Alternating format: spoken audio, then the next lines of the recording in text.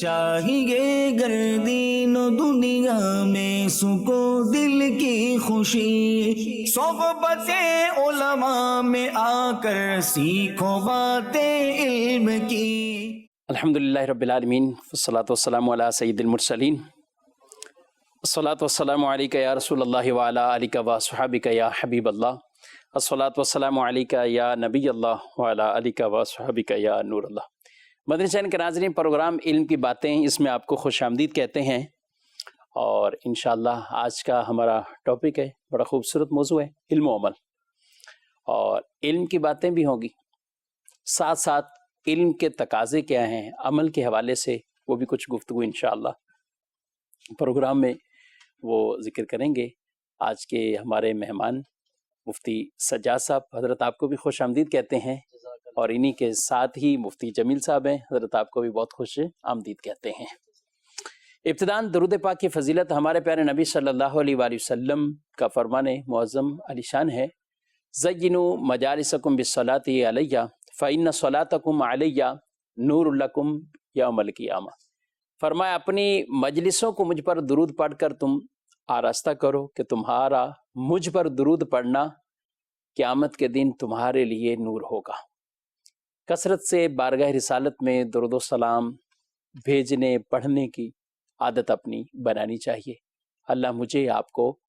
اس علم پر عمل کی توفیق عطا فرمائے۔ صلو علی الحبیب صلی اللہ تعالی علی محمد صلی اللہ علیہ وآلہ وسلم، صلاۃ و سلام علیکہ یا سیدی یا رسول اللہ وعلی آلہ واصحابہ یا سیدی یا حبیب اللہ۔ ناظرین، علم وہ نور ہے، اور علم کی بہت سی فضیلتوں کو، علم کے مراتب کو، جو علم سیکھتے ہیں ان کے مقام اور مرتبوں کو، یہ تو قرآن نے بھی بیان فرمایا، حدیث رسول نے بھی اسے بالکل وضاحت کے ساتھ اس ٹاپک کو بیان کیا گیا ہے۔ قرآن واضح فرماتا ہے، قُلْ هَلْ يَسْتَوِي الَّذِينَ يَعْلَمُونَ وَالَّذِينَ لَا يَعْلَمُونَ۔ اے محبوب آپ فرما دیں کہ کیا علم والے اور بغیر علم کے یہ برابر ہیں؟ کیا یہ برابر ہیں؟ یعنی یہ ہرگز برابر نہیں ہے۔ علم والوں کی شان وہ بہت بلند ہے، اسی وجہ سے عالم کو عابد پر وہ فضیلت حاصل، نہ صرف ایک عابد پر بلکہ ایک عالم وہ ہزاروں عابدین پر فضیلت اور مرتبہ اور مقام وہ رکھتا ہے۔ علم کی اپنی بہاریں ہیں، اور علم کے ساتھ عمل ہو تو یہ گویا کہ سونے پہ سہاگا ہے۔ عام طور پہ ہم چار صورتیں کہیں کہ اگر ہم اپنے ٹاپک کی ایک تمہیدی گفتگو میں اگر کروں، ایک ہے علم، سب سے نور علی نور، تو یہ ہے علم اور عمل دونوں ایک ساتھ۔ ایک یہ ہے کہ علم ہے عمل نہیں ہے، ایک ہے عمل ہے علم نہیں ہے، اور ایک وہ ہوگا کہ نہ علم ہے نہ عمل ہے۔ ہم اس چار جہتوں پر گفتگو کریں گے کہ کون سی فضیلت والی جہت ہے، کس کے اندر کیا فضیلت ہے اور کیا کمی واقع ہو رہی ہے۔ تو اوورآل ہمارا آج کا یہ پروگرام ان چار صورتوں میں اس کے ہی جو ہے وہ ارد گرد ہم کچھ گفتگو کریں گے۔ آپ ہمارے ساتھ رہیے، اول تاخیر اس پروگرام میں شرکت کیجیے۔ جمیل صاحب، آپ سے گفتگو کا کچھ آغاز کروں گا۔ میں نے جو یہ ابتدائی ایک جملہ کہا ہے، اس کو کوئی تتمے تک آپ پہنچا دیں، اس کا کوئی تتمہ بیان کر کے کہ یہ علم بھی اور عمل بھی، ان دونوں کا ایک ساتھ ہونا، یا ان دونوں کے اندر کسی کے اندر کمی آنا، کبھی ایک چیز آئے دوسری چلی جائے، عمل آئے تو علم چلا جائے، یا علم ہو ہی نہ، کیا کہیں گے آپ؟ بسم اللہ الرحمن الرحیم۔ یعنی جو علم ہے اور علم کے ساتھ ساتھ اگر عمل بھی ہے، تو یہ والی جو صورت ہے کہ ایک شخص میں ضروریات سے متعلق علم بھی پایا جاتا ہو، اور اس ضروری علم کے ساتھ ساتھ وہ اس کے تقاضوں پر عمل بھی کر رہا ہو، تو ایسا شخص جو ہے وہ اللہ کے رسول صلی اللہ تعالی علیہ وآلہ وسلم کی نظر میں عرفہ اور اعلیٰ مقام کا حقدار ہے، کہ جو علم بھی رکھتا ہے اور علم پر کما حقہ عمل بھی کر رہا ہوتا ہے۔ اس کے مقابلے میں وہ شخص کے جو نہ علم حاصل کرتا ہو نہ ہی عمل کرتا ہو، تو ایسا آدمی کئی چیزوں میں جو ہے وہ گناہ کی طرف جائے گا. جیسے نماز کا علم نہیں سیکھا، اب جب نماز بھی نہیں پڑھ رہا، نہ نماز کا علم سیکھا نہ نماز پڑھ رہا ہے، نہ زکوٰۃ کا علم سیکھا نہ زکوٰۃ دے رہا ہے، تو یہ کئی زاویوں سے گناہ گار ہو رہا ہے. اللہ تبارک و تعالیٰ کی طرف سے عائد جو فرائض ہیں ان فرائض کا تارک ہے. جب علم نہیں سیکھے گا تو اس عمل کی اہمیت اس کو پتہ نہیں چلے گی کہ بہت سارے کام جو اللہ تعالیٰ کی طرف سے بندوں پر فرض فرمائے گئے ہیں، جب اس نے اس کا ہی علم نہیں سیکھا تو اسے یہ بھی نہیں پتہ چلے گا کہ اللہ تعالیٰ کی طرف سے میں کن کن کاموں کا مکلف ہوں. تو اب ایسا شخص یہ خسارے میں ہے. اچھا، اب جو ایک صورت ہے کہ علم حاصل کرتا ہے عمل نہیں کرتا، تو ایسا آدمی، اس کی مثال وہ حدیث شریف میں یوں بیان کی گئی ہے کہ ایسا آدمی کہ جو علم تو حاصل کرتا ہے اور دوسروں کو سکھا بھی رہا ہے لیکن خود عمل نہیں کرتا، تو اس کی مثال ایسے ہے کہ جیسے کوئی چراغ ہو، اس چراغ کے جلنے کے بعد اس سے روشنی تو ہو رہی ہے، لوگ فائدہ اٹھا رہے ہیں، لیکن وہ چراغ جل کر اپنے آپ کو کالا ہی رکھا ہوا ہے، اپنے آپ کو روشن نہیں کر رہا. تو یہ بھی ایک خسارے والی بات ہے کہ علم تو حاصل ہوا لیکن علمی تقاضے پر خود عمل نہیں کر رہا. ٹھیک ہے سجاد صاحب، میں یہیں سے ہی آپ کو جو ہے وہ جوائن کرتا ہوں اسی بات پہ کہ عمل وہ اس کے ساتھ اگر علم کے ساتھ اگر اٹیچ نہیں ہوتا تو ایسے شخص کے لیے کیا نقصانات ہوتے ہیں، اور علم کی اہمیت پر بھی کچھ ارشاد. ایسا شخص کہ جس کے پاس علم تو ہے لیکن علم پر عمل نہیں ہے تو وہ خسارے ہی میں ہے. اور قرآن پاک میں اس کے بارے میں وعیدیں اللہ پاک نے ارشاد فرمائی ہیں، یا ایھا الذین آمنوا لم تقولون ما لا تفعلون، یعنی کہنا کچھ ہے اور کرنا کچھ ہے، کیوں وہ کہتے ہو جو کرتے نہیں جس پر تم عمل ہی نہیں کرتے. اور اسی طرح قرآن پاک میں یہودیوں کی مثال دی گئی. اس کا پس منظر یہ ہے کہ جب نبی کریم صلی اللہ تعالی علیہ وسلم تشریف لائے تو نبی کریم صلی اللہ تعالی علیہ وسلم کے اوصاف، آپ کا پورا تعارف یہ توریت میں موجود تھا، اور یہودیوں کے علم میں بھی تھا کہ یہ نبی آخر الزمان ہیں اور ان کے اندر وہ تمام نشانیاں پائی جا رہی ہیں جو ہماری کتابوں میں موجود ہیں. لیکن جب انہوں نے اس کے باوجود انکار کیا اور نبی کریم صلی اللہ تعالی علیہ وسلم کی مخالفت کی تو اللہ تبارک و تعالی نے ان کے بارے میں ارشاد فرمایا کہ ان کی مثال تو اس گدھے کی ہے کہ جس کے اوپر کتابوں کا بوجھ لدا ہوا ہے. ان کتابوں میں تو بہت کچھ موجود ہے لیکن اس کتابوں کے بوجھ اس کی پیٹھ پر ہونے سے ان کتابوں کا نفع اس کو نہیں مل رہا ہے. تو اس لیے اگر کوئی شخص علم حاصل کرتا ہے اور علم پر عمل نہیں کرتا تو وہ علم کا گویا کہ بوجھ تو اٹھائے ہوئے ہے لیکن اس بوجھ سے اس کو کوئی فائدہ حاصل نہیں ہو رہا. وہ کہا گیا کہ وہ درخت بے ثمر ہے، یعنی درخت تو ہے لیکن اس درخت کا کوئی پھل نہیں. ہمیشہ اچھا درخت وہ ہوتا ہے کہ جس کا کوئی پھل ہو، جس سے لوگوں کو فائدہ پہنچے. تو جس کے پاس علم ہے تو وہ صلاحیت تو رکھتا ہے لیکن وہ اپنی اس صلاحیت پر نہ دوسروں کو فائدہ پہنچا رہا ہے نہ خود فائدہ حاصل کر رہا ہے. تو دونوں اعتبار سے یہ اس کے لیے مذموم پہلو ہے، ناپسندیدہ پہلو ہے. اور پھر اگر دوسروں کو فائدہ پہنچا رہا ہے لیکن خود اپنی ذات کو نفع نہیں پہنچا رہا تو یہ بھی اس کے لیے حسرت کا باعث ہے. جیسا کہ مثال دی گئی حدیث پاک میں کہ اس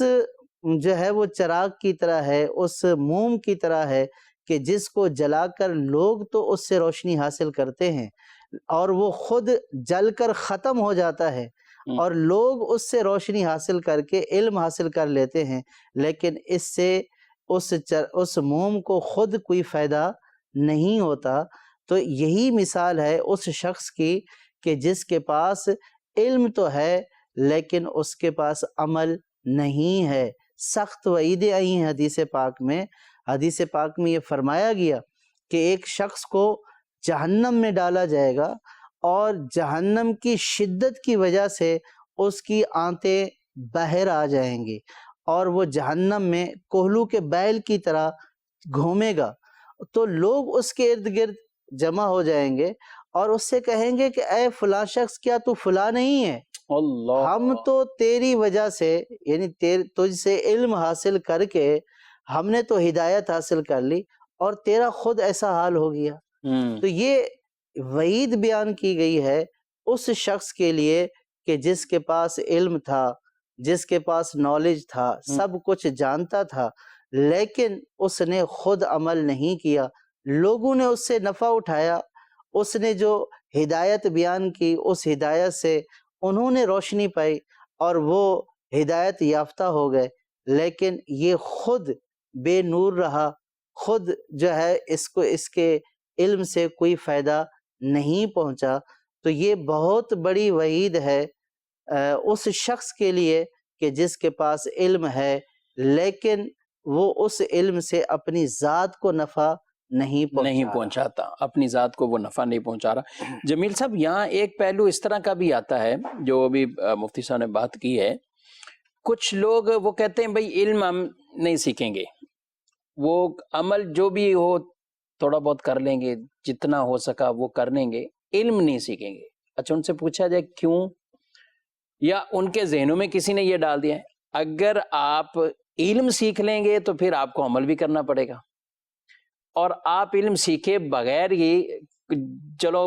2 چیزوں پر عمل کر رہے ہیں نا، اگر آپ نے 10 چیزوں کا علم سیکھ لیا اور اس پر عمل نہیں کریں گے تو جو وعیدات سجاد صاحب نے بیان کی ہیں، یعنی علم والا عمل نہ کرے، تو یہاں جو دوسرا معاشرے کے اندر یہ پہلو پایا جاتا ہے کہ پھر علم ہی نہ سیکھو تاکہ یہ ان چیزوں سے، تو کیا یہ بھی اس کیٹیگری میں یہ برابر ہوں گے؟ ادھر والا شخص جس نے ایک علم سیکھا ہے، عمل میں کچھ کوتاہی رہی، اچھا عمل میں بھی پھر مختلف انداز سے کچھ کوتاہی اس کو شمار کیا جانا، بعض ایسی چیزیں ہیں کہ جن کو واقعی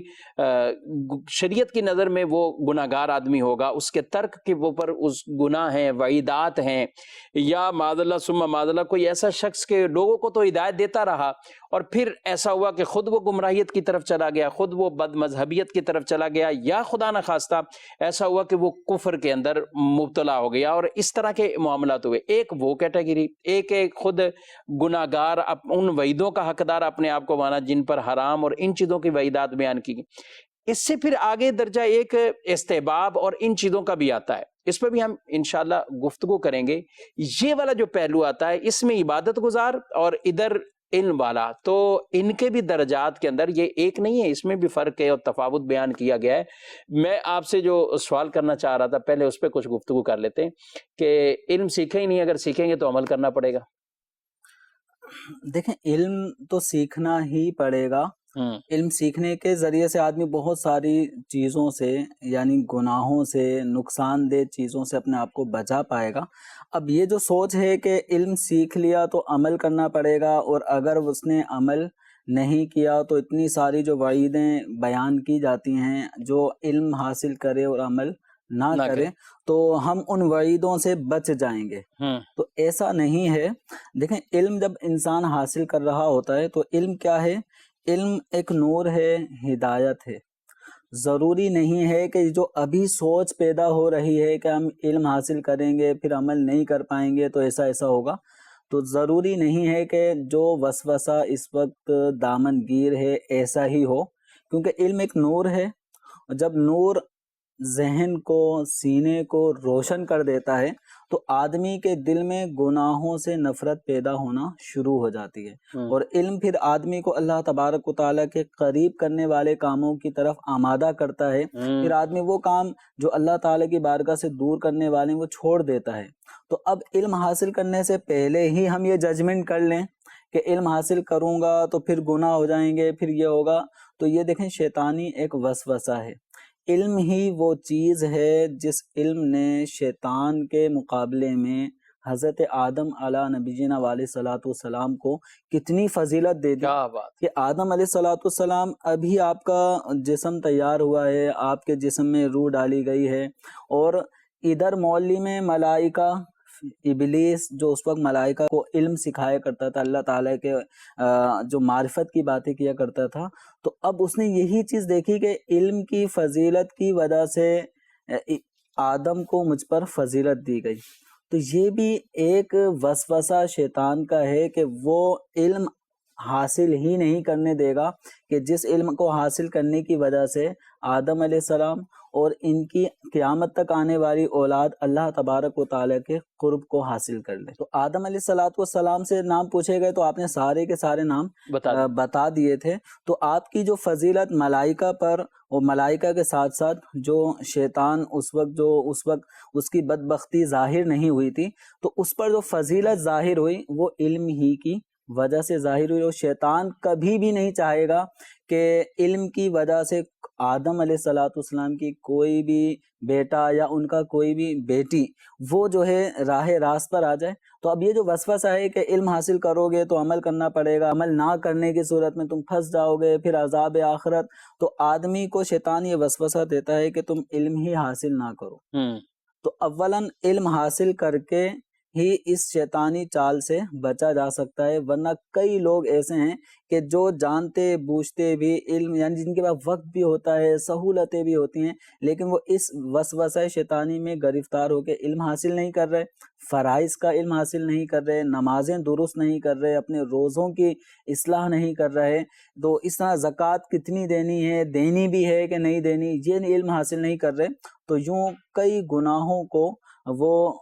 اس کا ارتکاب کر رہے ہوتے ہیں، اور اللہ تبارک و تعالیٰ کی جو فرائض کردہ چیزیں ان کو نہ سیکھ کر، ان کو ترک کر کے، یا کر بھی رہے ہیں تو کبھی کیا کبھی نہ کیا، تو یہ سب علم نہ ہونے ہی کا نتیجہ ہے۔ جب آدمی کو علم ہوتا ہے کہ یہ چیز اچھی ہے، یہ چیز بری ہے، تو اس کے درمیان وہ فرق کرتا ہے۔ اگر علم ہی نہیں سیکھا جائے گا تو اچھے اور برے میں آدمی کو فرق نہیں ہوگا۔ جیسے مثال کے طور پہ کوئی الیکٹرک وائر، اوپن وائر ہے، اگر اس کو بتا دیا جائے گا کہ اس میں کرنٹ ہے، لائٹ آ رہی ہے، اس میں کرنٹ ہے، اگر علم ہوگا تو آدمی اس سے بچے گا۔ اگر علم حاصل نہیں، یعنی اگر اس کو پتہ ہی نہیں ہے کہ لائٹ آ رہی ہے یا نہیں آ رہی، اور اس وقت یہ تار میں کرنٹ ہے یا نہیں، تو وہ نقصان اٹھا سکتا ہے۔ تو یہ چھوٹی چھوٹی سی باتیں ہی ہوتی ہیں جو ہم اپنے بچوں کو سکھا رہے ہوتے ہیں۔ چولہے کے قریب نہیں جانا، چھری ہاتھ میں نہیں لینا، ہاتھ کٹ جائے گا۔ تو یہ ابتدا سے ہی ہم بچوں کو اویئرنیس دے رہے ہوتے ہیں، علم دے رہے ہوتے ہیں دنیاوی اعتبار سے۔ لیکن ایک باپ کی، ایک ماں کی یہ بھی ذمہ داری ہے کہ وہ اپنے بچوں کی آخرت کو بھی مد نظر رکھے۔ قوا انفسکم واہلیکم نارا۔ تو یہ اہل ایمان کو اس بات کا پابند کیا گیا کہ اپنے آپ کو اور اپنے گھر والوں کو جہنم کی آگ سے بچائیں۔ تو اس کا ایک ذریعہ یہ ہے کہ اپنے بچوں کو، اپنے آپ کو ان علوم کا پابند بنائیں کہ جن علوم کے ذریعے ہمیں اللہ تبارک و تعالیٰ کا قرب حاصل ہو، جن علوم کے ذریعے ہم عذاب الہی سے نجات حاصل کرنے میں کامیاب ہوں۔ ماشاءاللہ۔ اعلیٰ حضرت علیہ رحمہ نے لکھا نا کہ علم والے کا اگر اس سے گناہ اور نافرمانی والا معاملہ ہوتا ہے تو یہ ایک گناہ عمل کے حوالے سے، اور جو بے علم والا ہوتا ہے تو اس کے لیے 2 گناہ، وہاں پر اس کے لیے 2 گناہ کہ اس نے 2 چیزیں ترک کر دی ہیں، علم بھی اس کا رہ گیا اور عمل بھی نہیں ہوا۔ اور علم والے سے ہوا تو ایک چیز اس کے پاس علم تو تھا، عمل ترک ہوا ہے، تو وہاں پر اس کے لیے یہ کہا گیا کہ اس کو جو ہے وہ اس کا ایک گناہ ہے۔ تو کیا کہیں گے آپ؟ جی، یہ تو بالکل ایسی بات ہے کہ جس کا کوئی اعتبار نہیں ہے، یعنی علم خود نہ سیکھنا یہ بھی گناہ ہے، اور کسی چیز کا علم نہ ہونا، یعنی علم حاصل کر کے اس پر عمل نہ کرنا یہ بھی گناہ ہے، اور نفس سے علم حاصل ہی نہ کرنا، تو یہ کون سا جو ہے وہ ثواب کا کام ہے، یہ بھی گناہ ہے، اور اس کے اوپر بھی گرفت ہوگی، کیونکہ انسان کو حکم دیا گیا ہے، مسلمانوں کو علم حاصل کرنے کا حکم دیا گیا۔ نبی کریم صلی اللہ تعالیٰ علیہ وسلم نے ارشاد فرمایا کہ علم کا حاصل کرنا ہر مسلمان مرد اور عورت پر فرض ہے۔ ہوں، تو جو ضرورت کے مسائل ہیں اس کا علم سیکھنا تو اس کے اوپر ویسے ہی فرض ہے۔ ہوں، اب اگر وہ یہ کہتا ہے کہ میں یہ عذر میرا ہو جائے گا کہ مجھے اس کا علم ہی نہیں، تو یہ عذر شرعاً قابل قبول نہیں، بلکہ یہ عذر قابل گرفت ہے۔ جب اس کو سارے اسباب اس کے پاس مہیا تھے، سارے ذرائع موجود تھے، تو اب تو اس کے اوپر زیادہ گرفت ہوگی کہ ان ساری سہولیات کے باوجود آپ نے علم حاصل کیوں نہیں کیا۔ تو انسان کو چاہیے کہ جو علم حاصل کرے اس کو بھی چاہیے کہ وہ اپنے علم پر عمل کرے، کیونکہ بروز قیامت اگر علم حاصل کیا تو اس کے بارے میں بھی پوچھا جائے گا کہ اپنا جو علم حاصل کیا اس پر کہاں تک عمل کیا۔ ہوں، عالم سے جو علم والا ہے اس سے بھی پوچھا جائے گا، ہوں، اور جو علم والا نہیں ہے ہوں، تو بروز قیامت اس سے بھی پوچھا جائے گا کہ تو نے علم حاصل کیوں نہیں کیا۔ تو لہٰذا یہ دنیا میں تو عذر بن سکتا ہے، نہ جاننا کسی چیز کا کہ مجھے اس کا علم نہیں تھا تو معاف کر دیا جائے، لیکن آخرت میں یہ عذر نہیں بنے گا کہ میں نے علم ہی حاصل نہیں کیا یا اس کا مجھے علم نہیں تھا، تو اس کے بارے میں بھی پوچھا جائے گا کہ تو نے علم کیوں نہیں حاصل کیا۔ کیوں نہیں حاصل؟ تو اس لیے یہ وسوسہ یا اپنے دل کو یہ منا لینا کہ جناب ہم نے نہیں جو ہے وہ حاصل کیا تو ہمیں عمل بھی نہیں کرنا پڑے گا، یہ بات درست نہیں ہے۔ نہیں ہے۔ حضرت حذیفہ بن یمان رضی اللہ عنہ نے جس شخص کو دیکھا تھا نماز پڑھتے ہوئے اور نماز کے اندر ایسی غلطیاں ہو رہی تھی کہ جس کی وجہ سے نماز ہی اس کی درست نہیں ہو رہی، تو آپ نے یہی فرمایا نا کہ کتنے سال، 40 سال، تو کہا کہ 40 سال سے تمہارا ایسا ہی معاملہ ہے کہ گویا کہ تم نے نہیں پڑھی، نہیں ادا کی، اور اسی طرح تمہیں موت آئے تو رسول اللہ صلی اللہ علیہ وسلم کے طریقے پر موت واقع نہ ہو گئی۔ تو یہاں اسی چیز عمل تھا، لیکن یہاں پر علم والا معاملہ۔ اچھا، ہم حدیث پاک بھی دیکھتے ہیں، نبی پاک صلی اللہ علیہ وسلم نے ارشاد فرمایا کہ من تودع کما امیرا وصلی کما امیرا، یعنی وضو بھی کرے جیسا اسے حکم دیا گیا اور نماز بھی پڑھے جیسی نماز پڑھنے کا حکم دیا گیا۔ وہاں ارشاد فرمایا کہ غفر لہ ما قدم من عملی، کہ جو کچھ اس کے گناہ وغیرہ اس کے پہلے ہوئے تو اللہ اس کی بخشش فرما دے گا، ان کی مغفرت ہو جائے گی۔ تو یہاں پر بھی بطور خاص نماز ہے، وضو ہے، طہارت ہے، اس طرح کے یہ ساری چیزیں اسی سے مستفاد ہیں کہ ان کے لیے جتنا آدمی پر سیکھنا وہ ضروری ہے۔ آپ نے فرمایا کہ نہ سیکھے تو وہ گناہ کی کیفیت میں چلا جائے گا۔ یا اب ہوتا ہی ہے کہ سجاد صاحب بعض اوقات کچھ چیزیں دیکھ دیکھ کے ہم سیکھتے رہتے ہیں، باقاعدہ نہیں سیکھتے، دیکھ دیکھ کے۔ اس میں ایک تعداد ہے جن کا نماز کا معاملہ بھی ایسا ہی ہوگا، نماز پڑھنے کا معاملہ بھی ایسا ہوگا، اچھا زکوٰۃ میں بھی کئی اعتبار سے سنی سنائی والے معاملات ہوتے ہوں گے۔ اب تو فتنوں کا دور ہے، اللہ نہ کرے کوئی ایسے عقائد کے حوالے سے خطرناک چیزیں اور خطرناک معاملات، وہ بھی علم ظاہر صحیح نہ سیکھا،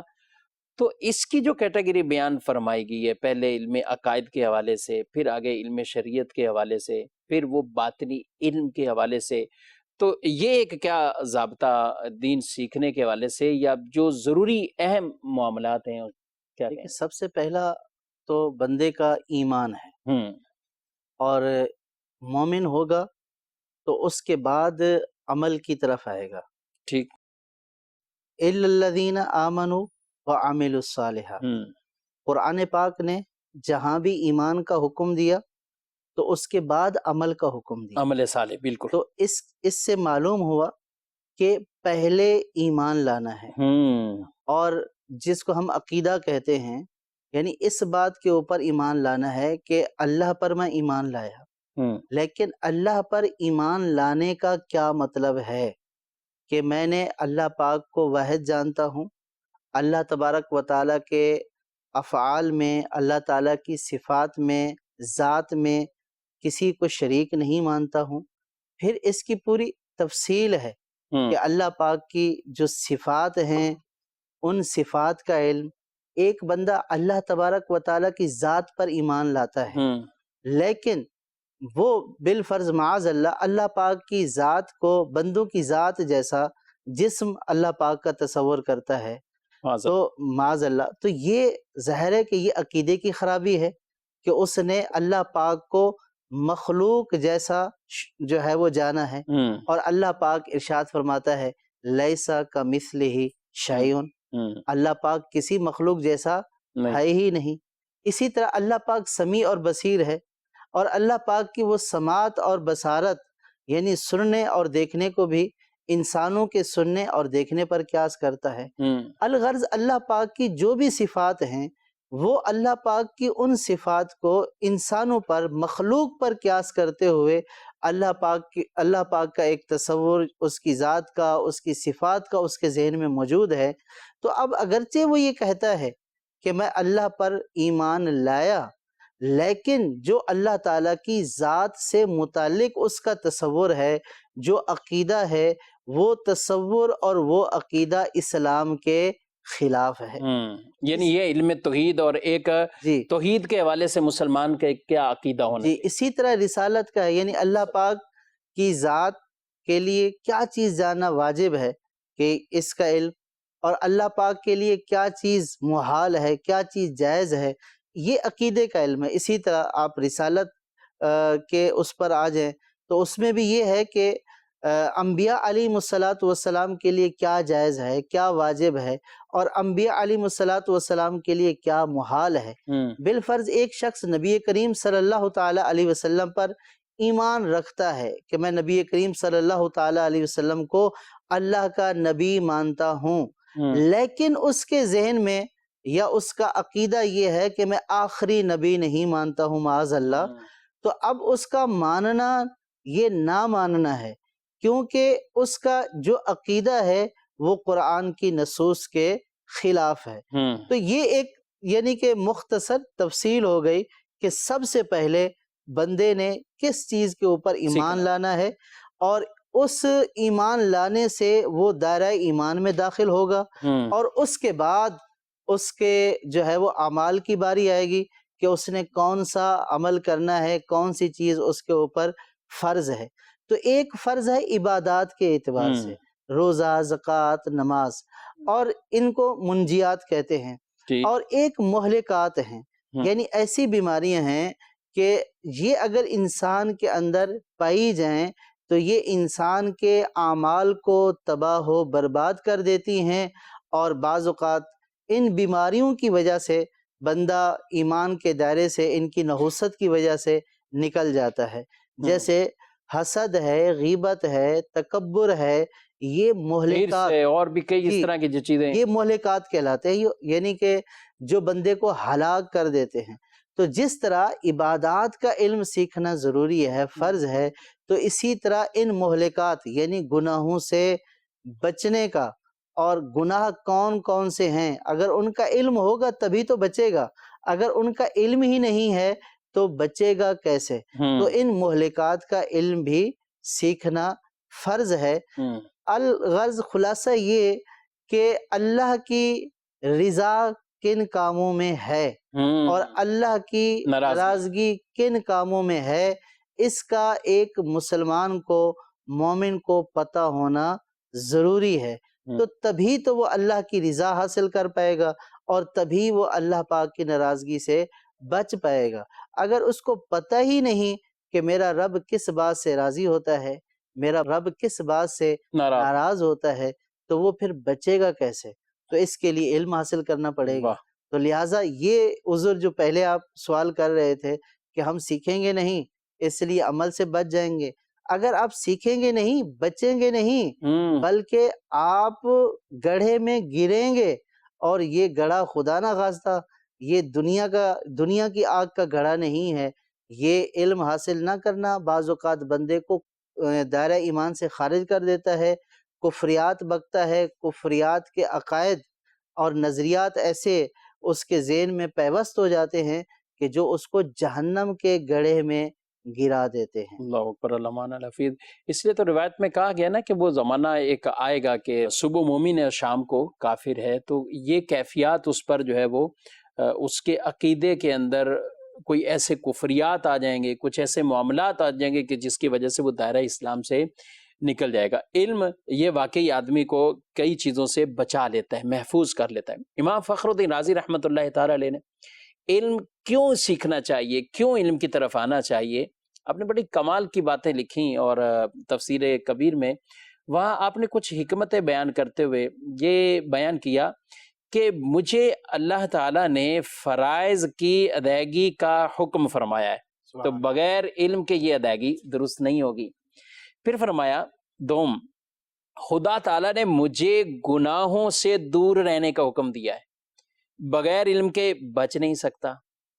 تیسری بات ارشاد فرمائی، اللہ نے مجھے اپنی نعمتوں کا شکر ادا کرنا مجھ پر لازم کیا ہے، تو علم جب نہیں ہوگا تو میں وہ نعمت کا شکر بھی ادا نہیں کر سکوں گا۔ اور پھر فرمایا مجھے مخلوق کے ساتھ انصاف کرنے کا حکم دیا ہے، تو یہ عدل اور انصاف، یہ بھی تو کوئی، اس کا بھی تو کوئی علم والا وہ پیمانہ ہوگا کہ میں کسی کے ساتھ کوئی نا انصافی یا ظلم والا معاملہ نہ کروں۔ تو اس وجہ سے فرمایا کہ مخلوق کے ساتھ عدل انصاف، یہ علم ایسا ہونا چاہیے کہ جس کے اندر کوئی آدمی کسی دوسرے کے ساتھ ظلم زیادتی والا معاملہ نہ کرے۔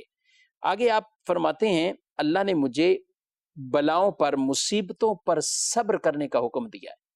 تو میرے علم کے بغیر وہ صبر بھی نہیں ہو سکے گا۔ علم ہوگا تو آدمی کئی اعتبار سے وہاں صابر رہتا ہے۔ حدیث پاک میں منافق کے بیمار کی اور مومن کے بیمار کی مثال کچھ دی گئی،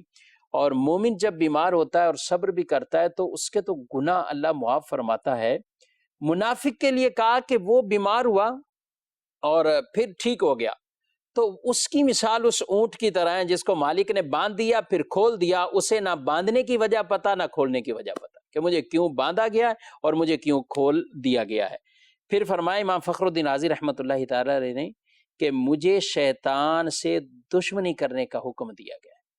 تو شیطان کے وار ہی اتنے ہیں، تو مجھے علم ہوگا تو میں اس کے واروں سے بچوں گا۔ تو بڑی پیاری آپ نے حکمتیں بیان کی کہ علم کیوں ضروری ہے، علم کے لیے شوق بڑھتا ہے، مزید بڑھانا چاہیے۔ میں کہوں گا جمیل صاحب کچھ علم کی فضیلت پر کچھ ایسی بات بیان ارشاد فرمائے کہ دل کے اندر شوق ایک علم کا پیدا ہو۔ قرآن پاک کی جو سب سے پہلی وحی ہے، اس پہلی وحی پر ہی اگر ہم غور کر لیں تو وہ علم کی طرف ہمیں اشارہ کر رہی ہے۔ فرمایا گیا اقرأ بسم ربک الذی خلق،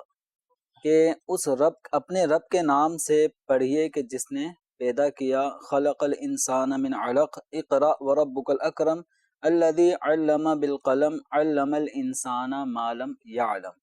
تو یہاں پہ پڑھنا ہے، جب انسان پڑھے گا تو پڑھنے سے اس کا نالج، اس کا علم گروتھ کرتا ہے، بڑھتا ہے۔ اور یوں اللہ تبارک و تعالی نے جو فرمایا کہ اپنے رب کے نام سے پڑھیں کہ جس نے پیدا کیا، تو یوں گویا اللہ تبارک و تعالی کے معرفت بندے کو حاصل ہوگی علم کے ذریعے، کہ اللہ تعالی نے انسان کی تخلیق کا ذکر فرمایا، خلق الانسان من علق، کہ اللہ نے انسان کو پیدا فرمایا ہے۔ تو اب یہ انسان کو پیدا فرمایا، انسان کو علم عطا فرمایا، جو انسان نہیں جانتا تھا اس علم سے انسان کو سرفراز فرمایا۔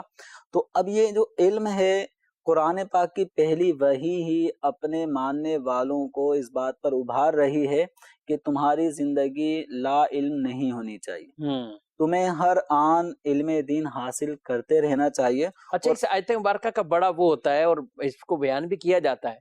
لیکن بعض اوقات اس آیت کو وہ یونیورسٹی، کالج، اسکول، اس طرف آپ لکھا ہوا دیکھیں گے، اور وہاں بھی یہی آگے کہ پڑھنے کا حکم دیا گیا ہے، اگرچہ شریعت کے دائرہ کار کے مطابق رہتے ہوئے اور اس تعلیمات کے مطابق رہتے ہوئے وہ دوسری تعلیم بھی حاصل کرے، دنیاوی تعلیم بھی حاصل کرتا ہے، تو اس کے لیے شریعت نے کوئی وہ ممانعت نہیں فرمائی گئی۔ لیکن یہ خاص جو اس طرح کی بات ہو یا فضیلت والی بات ہو، علم، تو اس علم سے کیا مراد ہے؟ فضیلت جس بھی علم کی آئی ہے نا، وہ علم دین ہے، علم دین اسی کی فضیلت ہے۔ ورنہ اگر آپ علوم ایک سمندر ہیں تو اس میں کئی قسم کے علوم ہیں، مباحات پر پورا ایک مشتمل علوم ہوتے ہیں، پھلوں کی الگ ایک علم ہے، اس میں زراعت کا ایک الگ فن ہے، اس کا ایک الگ علم ہے، کوئی لوہار کا کام کرتا ہے اس کا الگ فن ہے، ڈاکٹری ایک الگ فن ہے۔ تو اب یہ جتنے بھی علوم ہیں فی نفسی ہی یہ جائز ہوتے ہیں، سیکھنا ان کا جائز ہوتا ہے۔ ہاں، اچھے مقاصد کے ساتھ اگر سیکھا جاتا ہے تو پھر وہ باعث اجر و ثواب بھی بن سکتے ہیں۔ لیکن جو علم دین ہے علم دین کا سیکھنا، علم دین کی محافل میں آنا، شرکت کرنا، یہ ویسے ہی اجر و ثواب کا باعث ہے، اور اللہ تبارک و تعالیٰ نے اہل علم کے درجات بلند فرمائے ہیں۔ چنانچہ اللہ تبارک و تعالیٰ ارشاد فرماتا ہے یرفع اللہ الذین آمنوا منکم والذین اوتوا العلم درجات، کہ اللہ تبارک و تعالیٰ تم میں سے جو ایمان والے ہیں ان کے اور ان کے بالخصوص جن کو علم دیا گیا ہے درجات کو بلند فرمائے گا۔ تو اللہ تبارک و تعالیٰ اہل علم کے درجات کو بلند فرماتا ہے۔ اہل علم اللہ تبارک و تعالیٰ کے کتنے قریب ہوتے ہیں کہ اللہ تعالیٰ فرماتا ہے انما یخشی اللہ من عبادہ العلماء، کہ اللہ تبارک و تعالیٰ سے اس کے بندوں میں سے وہی خشیت رکھتے ہیں کہ جو علم والے ہیں۔ ٹھیک۔ تو اب جن کا علم حاصل کرنے کا مقصد اللہ کی رضا ہو، جو فضائل آتے ہیں علماء کے، وہ ان علماء کے ہیں کہ جو اپنے علم پر عمل بھی کر رہے ہیں، رضا الہی کے لیے علم دین کو حاصل کر رہے ہیں، تو ان علماء کی اللہ تبارک و تعالیٰ عظمت و شان کو بیان فرما رہا ہے۔ تو ایسے علماء کے جنہوں نے علم اللہ کی رضا کے لیے حاصل کیا ہے اور وہ اپنے علم پر عمل بھی کرتے ہیں، تو اس علم کا تقاضا یہ ہوتا ہے کہ وہ ہر اس بات سے اپنے آپ کو بچاتے ہیں کہ جو اللہ تبارک و تعالیٰ کو پسند نہیں ہے۔ تو علم ان کی سیفٹی کرتا ہے، سیکورٹی کرتا ہے، ان کی حفاظت کر رہا ہوتا ہے، ان امور سے بچا رہا ہوتا ہے۔ اور علم ایک ایسی چیز ہے کہ اللہ تبارک و تعالیٰ نے اپنے محبوب کریم صلی اللہ علیہ وسلم کو علم کی کثرت حاصل کرنے کی دعا کی بھی تعلیم ارشاد فرمائی، اور عام طور پہ ہم اسکولز کی تعلیمی اداروں میں بھی اس آیت کریمہ کو ہم لکھا ہوا دیکھتے ہیں، قُل رب زدنی علما، جی، کہ اے محبوب اللہ تعالیٰ کی بارگاہ میں یوں دعا کرو کہ اے میرے رب میرے علم میں اضافہ فرما۔ تو علم ایک ایسی چیز ہے کہ جو جتنا زیادہ ہوگا، علم دین بالخصوص، تو اتنی زیادہ آدمی کو اللہ تبارک و تعالیٰ کی معرفت حاصل ہوتی ہے، اور جتنا بندے کو اللہ تعالیٰ کی معرفت حاصل ہوگی اتنا وہ اللہ تبارک و تعالیٰ کے قریب ہوتا چلا آئے گا۔ اور احادیث کریمہ میں بھی علم دین حاصل کرنے کے حوالے سے بہت فضائل بیان کیے گئے ہیں۔ حضرت کثیر بن قیس وہ روایت فرماتے ہیں کہ دمشق کی مسجد میں حضرت سیدنا ابو درداء رضی اللہ تعالیٰ عنہ کے ساتھ یہ بیٹھے ہوئے تھے، اتنے میں ایک نو وارث شخص آتا ہے اور عرض کرتا ہے کہ حضور میں آپ کے پاس مدینہ منورہ سے آیا ہوں، کوئی اور غرض نہیں ہے، صرف ایک غرض ہے کہ میں نے سنا ہے کہ آپ اللہ کے رسول صلی اللہ علیہ وسلم کی ایک حدیث بیان کرتے ہیں، تو میں اس حدیث سننے کے لیے آپ کے پاس آیا ہوں۔ تو حضرت سیدنا ابو درداء رضی اللہ تعالی عنہ نے بلا تاخیر وہ فرمان رسول صلی اللہ تعالی علیہ وآلہ وسلم سنانا شروع کیا۔ فرمایا کہ جو طلب علم کے لیے کسی راستے پر چلے گا تو اللہ تعالیٰ اس کی وجہ سے اسے جنت کے راستے پر چلائے گا۔ فرشتے طالب علم کی رضا اور خوشنودی کے لیے اپنے پروں کو بچھا دیتے ہیں، اور اسی طرح عالم طالب علم جو عالم ہوتا ہے، علم حاصل کر رہا ہوتا ہے، اس کے لیے زمین آسمان کی مخلوق یہ دعائیں مغفرت کر رہی ہوتی ہے، یہاں تک کہ مچھلیاں بھی علم والوں کے لیے استغفار کر رہی ہوتی ہیں۔ پھر ایک فضیلت نبی کریم صلی اللہ تعالی علیہ وآلہ وسلم نے مزید فرمایا کہ عابد پر عالم کی وہی فضیلت ہے جو 14ویں رات کے چاند کو ستاروں پر ہوتی ہے، یعنی وہ پورا چمکتا دھمکتا چاند ہے 14ویں رات کا جو چاند ہوتا پورا ہے وہ مکمل ہوتا ہے، بدر کامل ہوتا ہے، اور اس کی جو روشنی ہوتی ہے اس روشنی کے آگے جو ستارے کل کچھ راتوں پہلے تک نظر آتے تھے اس کے آگے ان کی چمک دمک مان پڑ جاتی ہے، اور پورے آسمان پر جس کی طرف لوگوں کی توجہ پڑتی ہے وہ بدر کامل چاند ہوتا ہے۔ تو گویا ایک عالم دین لوگوں پر عبادت کرنے والوں کے آگے اتنا فائق ہوتا ہے، اتنا نمایاں ہوتا ہے کہ لوگوں کی توجہ کا وہ مرکز ہوتا ہے۔ تو پھر فرمایا نبی کریم صلی اللہ تعالی علیہ وسلم نے علماء انبیاء کرام کے وارث ہیں، اور انبیاء کرام درہم دینار کے وارث کسی کو نہیں بناتے، وہ علم کے وارث بناتے ہیں۔ وہ فرمایا جس نے علم پا لیا اس نے پورا حصہ حاصل کیا۔ تو اب یہ علم نبی کریم صلی اللہ تعالی علیہ وآلہ وسلم کی میراث ہے، اور حضرت سیدنا ابو ہریرہ رضی اللہ تعالی عنہ کا بھی بازار میں آ کر لوگوں سے یہ کہنا کہ تم یہاں پر یہ مال جمع کر رہے ہو، کاروبار کر رہے ہو، ادھر مسجد میں حضور کی میراث بٹ رہی ہے۔ وہاں بٹ رہی ہے۔ تو اب وہ میراث کا مطلب تو وہی تھا کہ جو مال و اسباب ہوتے ہیں وہ تقسیم ہو رہے ہیں، تو لوگوں نے بازار چھوڑ کر مسجد نبوی کا رخ کیا کہ حضور کی میراث، حضور اپنے جیتے جی میراث تقسیم فرمانے، کوئی بھی صورت بن رہی ہے تو لوگ پہنچتے ہیں وہاں، دیکھتے ہیں کہ علم دین کے محافل سجی ہے، تو لوگ آ کے حضرت ابو ہریرہ سے عرض کرتے ہیں کہ وہاں تو کوئی میراث نہیں بٹ رہی، وہاں تو لوگ آپس میں کچھ نہ کچھ علمی مذاکرہ مکالمہ کر رہے ہیں، تو فرمایا کہ یہی نبی کریم صلی اللہ علیہ وسلم کی میراث ہے۔ تو نبی کریم صلی اللہ تعالیٰ علیہ وسلم کی جو میراث ہے وہ علم ہے، اور جو علماء ہیں وہ وارثان انبیاء ہیں، تو جو ذمہ داری اللہ تبارک و تعالیٰ نے انبیاء کرام علیہ الصلاۃ والسلام کو عطا فرمائی ہے کہ لوگوں کی اصلاح کرنی ہے، ان کو رشد و ہدایت کا پیغام دینا ہے، انہیں راہ راست پہ لانا ہے، اللہ تعالیٰ کی معرفت ان کے سینوں میں ڈالنی ہے، تو اللہ کے کرم سے یہ منصب انبیاء کرام علیہ الصلاۃ والسلام کا سلسلہ حضور کی ذات پر مکمل ہوا، حضور خاتم النبیین خاتم المرسلین ہیں۔ اب جو حضور کی امت کے علماء ہیں، اب ان کی یہ ذمہ داری ہے تا قیام قیامت کہ وہ لوگوں کی اصلاح کی کوشش کرتے رہیں گے، تو اس کے لیے ضروری ہے علم حاصل کرنا، علم حاصل خود بھی کریں اور علم حاصل یہی کریں آگے گے پہنچائیں۔ تبھی دوسرے کو اس کی اصلاح کر پائیں گے، علم حاصل کیے بغیر کوئی دوسرے کی اصلاح نہیں کر نہیں سکتا۔ کریں گے۔ انہوں نے روایت بیان کی سجاد صاحب، کیا مدینہ شریف سے لے کر وہ دمشق کے اندر وہاں پہنچنا، یہ بھی ایک انداز سے صحابہ کرام علیہ مردوان کے اگر ہم دیکھیں، پھر بعد کے اولیاء کے ہم تذکرے، کسی بھی بزرگ کے حوالے سے ولی کی ہم کوئی ہسٹری پڑھتے ہیں، ان کی زندگی میں خاص باب آئے گا کہ اس عمر میں علم سیکھنے چلے گئے۔ اچھا، غوث پاک ہیں، خواجہ صاحب ہیں، داتا صاحب ہیں، بابا فرید ہیں، بزرگوں کے آپ فہرست پوری پوری اٹھا لیں، یعنی ہم کسی کا بھی ناظرین اگر ان کی سیرت پڑھیں تو آپ کو ابتدائی عمر میں ہی یہ پورا ایک باب ملے گا کہ کس عمر میں یہ علم سیکھنے چلے گئے، علم سیکھنے میں مشغول ہو گئے، کن کے درس میں بیٹھا کرتے تھے، کن سے باقاعدہ علم سیکھتے تھے، اور علم جو ہے وہ باقاعدہ ہی سیکھا جاتا ہے۔ انما العلم بالتعلم، علم سیکھنے سے آئے گا، یعنی آدمی یہ کہ بس ٹھیک ہے ایسے ہی آ جائے گا،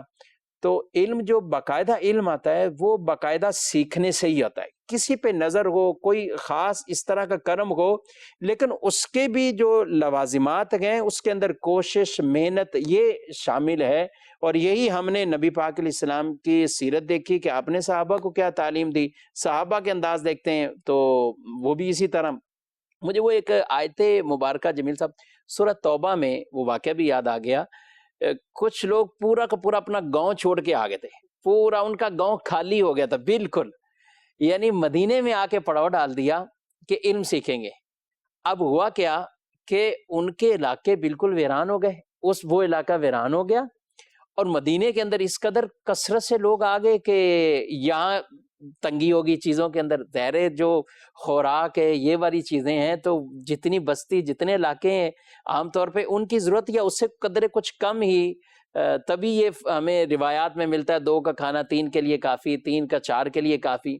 اب وہ جب آئے تو مدینے کے لوگ مہمان نوازی بھی بڑی کرتے تھے، پھر اثار والا جذبہ بھی، لیکن اس کے باوجود تنگی واقع ہو گئی۔ اب جب یہ ہوا تو اللہ نے پھر قرآن میں وہ بھی آیتوں کو نازل فرمایا، وَمَا كَانَ الْمُؤْمِنُونَ لِيَنْفِرُوا كَافَّةً، کہ کیوں ساری مومن ایسے ہی وہ تمام کے تمام نکل جائیں، یہ مشکل ہے، یہ نہیں ہو سکے گا ان سے۔ فَلَوْلَا نَفَرَ مِنْ كُلِّ فِرْقَةٍ مِنْهُمْ طَائِفَةٌ لِيَتَفَقَّهُوا فِي الدِّينِ، کہا کہ کیوں نہ ہو کہ ہر جماعت میں سے، ہر گروہ میں سے ایک جماعت نکلے،